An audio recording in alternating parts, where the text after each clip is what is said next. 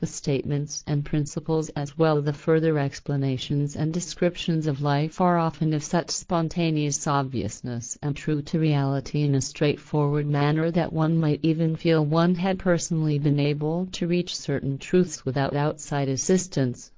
However, this is fundamentally incorrect because only in the moment of reading does one have a faint inspiration of how much one's own thinking and intellect have been blocked up and often remain so. Only after years is one able to recognize how universally profound and comprehensively simple the statements and principles of life have been kept. It is then also possible to recognize that this variety of statements and the entire teaching of Billy can be researched and penetrated, and that one can then achieve one's own cognitions, if only limited ones.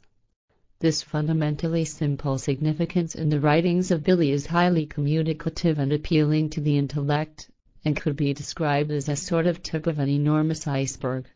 It is scarcely possible to conceive what a variety of recommendations and profound creational laws are concealed in coded form behind every single verse.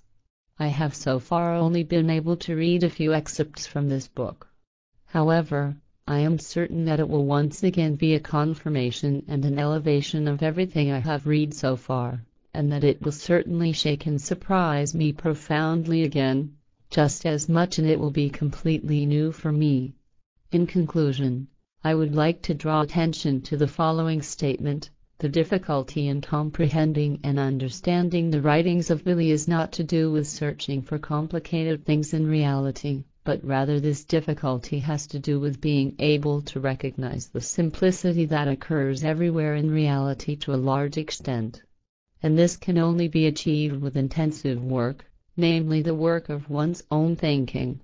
Louis Memper, 15.3.2008. The teaching of spirit, the teaching of life, and the teaching of the good and correct way to lead one's life is based on the laws and recommendations of creation and was offered and taught in its original form billions of years ago by no academian. This teaching is of inestimable value for human beings and their consciousness-related, spiritual, and material evolution. Therefore we can be grateful that Billy has been able to set down this teaching in its overall value in written form and explain it anew for humankind thanks to his wisdom and his capabilities, by means of which it represents an enduring, constructive and immeasurable value and an extensive evolutive help for human beings. It is to be wished that human beings will grasp these profound values and make them their own, in order to be able to use and apply them in a good and constructive form. Patrick Henoch. Self-responsibility is one of the most precious qualities of human beings, one that has to be nurtured and lived, and which however means self-responsibility to decide by oneself freely and to take the responsibility. It is a requirement that is part of every human being. And yet what is usually forgotten is that freedom and self-responsibility are inextricably linked. It merely remains to hope that the reader of this book will now better understand and follow the instruction of self-responsibility in the detailed explanation. Silvano Layman. Dear Edward, now I am addressing you by your true name, because in my estimation the name Edward suits you better than Billy, the name by which you are known worldwide. Edward means guardian of the treasure, and you are true treasure guardian. Thanks to your help, your knowledge, your wisdom and your love, you have made it possible for the core group of 49 and all other human beings to get to know and use evolutively the treasure of the spiritual teaching that you have communicated to us in a manner that is indicative of creation. Jacobus Berchinger.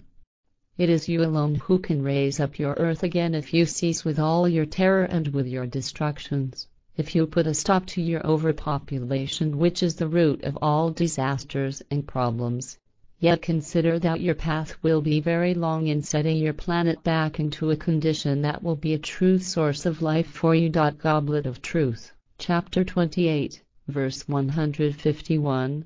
In other words, a girl who was thrilled by spiritual teaching could not escape from the growing desire to undertake expeditions all round our earth. Her very profound thoughts directed her across the endangered rainforest, and the dreadful happenings that she was obliged to see there made her shudder in horror. Wonderfully beautiful, primeval trees were mercilessly felled using rusty chainsaws and simply left to rot, while the falling trees also killed small and large animals of the rainforest and left them abandoned. Deep in thought, the girl quickly changed her course towards the sea where terrible destruction was also being wrought, such as her young eyes had never before seen. Whales, parents together with their young crying out for their mothers, were speared with terrible harpoons and dragged down to deck over the rusting railings, to bleed to death crying out in pain. The same fate was suffered by many small whales and intelligent dolphins. Horrified by the cruelties of today's human beings of Earth, who are heedlessly destroying the life of the flora and fauna, the girl was deeply wounded in her seeing thoughts and torn back to the awakened present, full of inner woe. Of utter. 25 March 2008. My destiny means doing it myself. The path and how I best ride it are for me to decide alone. Events can be simply accepted and one surrenders oneself to them, but doing nothing means giving up. Anyone can make the best out of any situation, no matter how hopeless. Every day is a new start, and in spite of all the people who may be around you, you alone have got to decide to take your step. No one will take your decision from you, because only you know yourself, know how you are and where you want to go. It is in your hands. Cornelia Votter. Whenever there are occasionally discussions at FIGU about the obligations and duties of the individual members, it is certain to be remarked that Billy does the main work with regard to the mission. It is a reflection of the selflessness and inner stature of the man that he always points out that he would never have been able to undertake the hard and demanding work of fulfilling the mission without the active and indefatigable help of everyone. Also, when the time came to write this shared preface to the work, The Goblet of Truth, that you have before you, dear reader, voices were once again heard loudly proclaiming that Billy had done the majority of the work. This may well be true, in accordance with his skills and possibilities. And yet once again here, it is apparent that this writing could never have been published without the energetic assistance and corresponding build-up work over many years by all of the members. And therefore, I believe, this preface should set the impulse in motion that everyone has his or her task in order to bring the mission to a successful conclusion to the best of his or her ability, and it will only be possible for us to achieve this together and with one another. Atlantis Meier.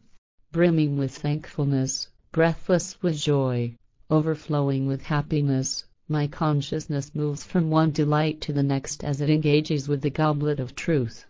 I find calm and peace in the eye of the hurricane, whilst the whole world is being swept away, to find itself again in a new order when the storm has abated at the end of the quiet revolution of truth. The whole depth of truth, creationally directed life and evolution, speaks to me from the clear, strict and logical words that bring near to me the beauty and harmony of life selflessly and with lofty simplicity.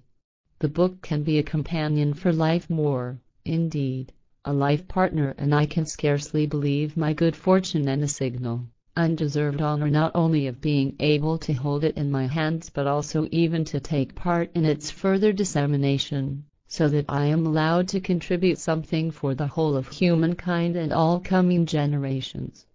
I thank Billy with every breath and in every second that I have been able to make working for the mission into my life's task.